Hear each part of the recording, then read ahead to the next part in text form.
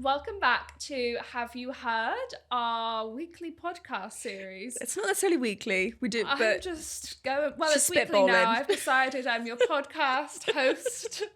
It's going to be she's weekly. taken over. We've changed it Jack all. who? Jack who?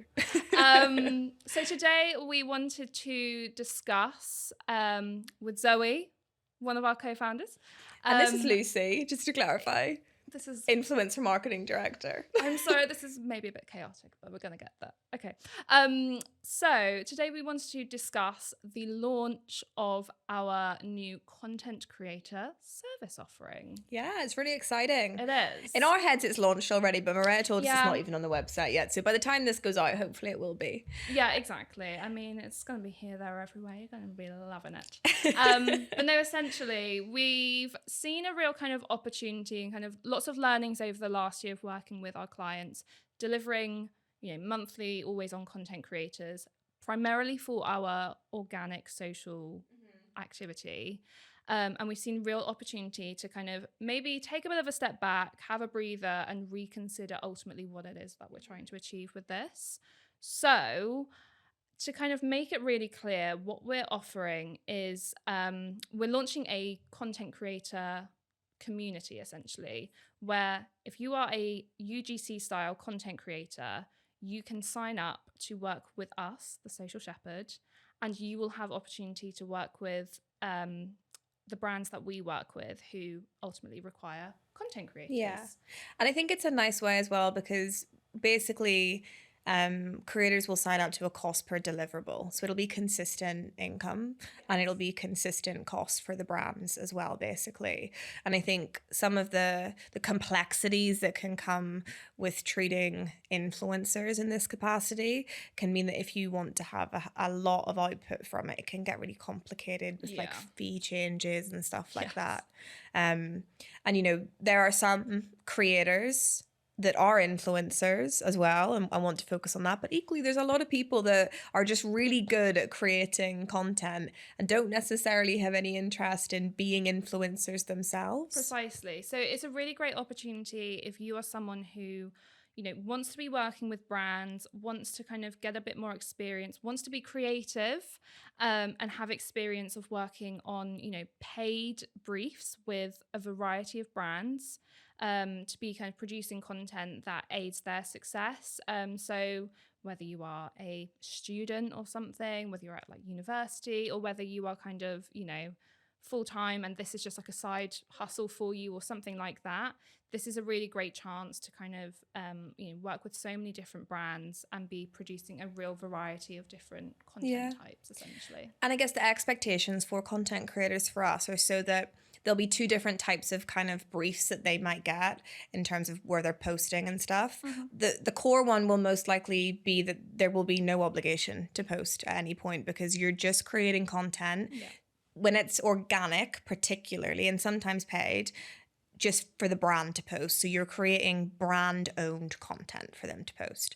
Now, where at times there may be an expectation to post, which will be obviously commercially aligned, will be for branded content ads, or which are now called partnership ads, Correct. I believe. So there's kind of those two sort of elements to it. But basically, content creators to us are treated in the same way as freelance videographers are in that essence. And so from a brand perspective, I think in-house marketers and agencies alike can kind of view them as a method of production as opposed to in the same pool as influencers would be. Correct. And equally, it's a really great opportunity for brands as well, because we know the whole kind of hashtag de-influencing thing has really kind of blown up in the last kind of year or so. And, users respond more and want to see more UGC style content.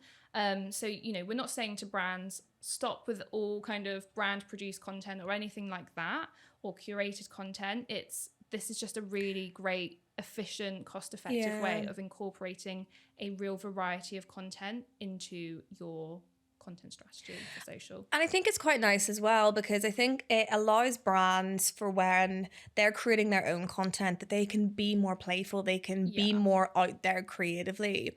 Because traditionally you'll have brands create a whole catalogue of catalog style imagery, which is almost like fake UGC, but it's so clearly not UGC. It's so clearly a model. It's not styled the way someone themselves would do it. Yeah. So you know, there's going to be different ways that we offer this. So there's asset production where, you know, every season, for example, for a fashion brand, they could turn around to us and say, we want 100 UGC images focusing on these key products, and we want them to be provided across 10 different content creators. And that could then be a way for them to populate that content. Yeah. Now, they would also be able to use that on their website, should they want to. They'd also be able to use that in CRM, should they want to.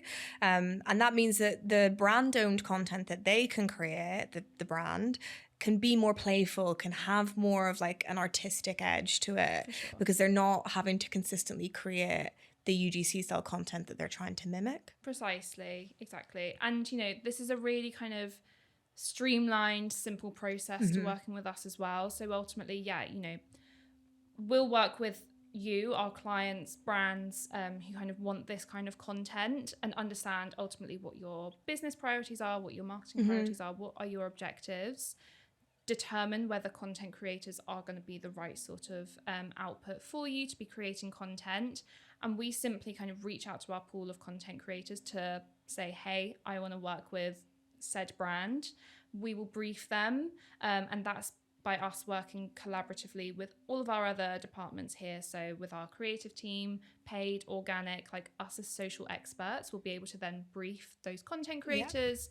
You pick which concepts you want to be creating, and if all good, happy days, sign up, and you'll be able to go away and kind of create that content. There's also an expectation of this to be pretty kind of efficient in terms of the delivery of the content. So there's an expectation that within, you know, 5 days upon you signing up to said brief, you should be delivering that content to us. And then there'll be kind of another 5 days of review and everything. So it's all really delivered in quite a quick turnaround, which is ultimately what a lot of our clients are suggesting they really need. They need that reactive, efficient, relevant content going on.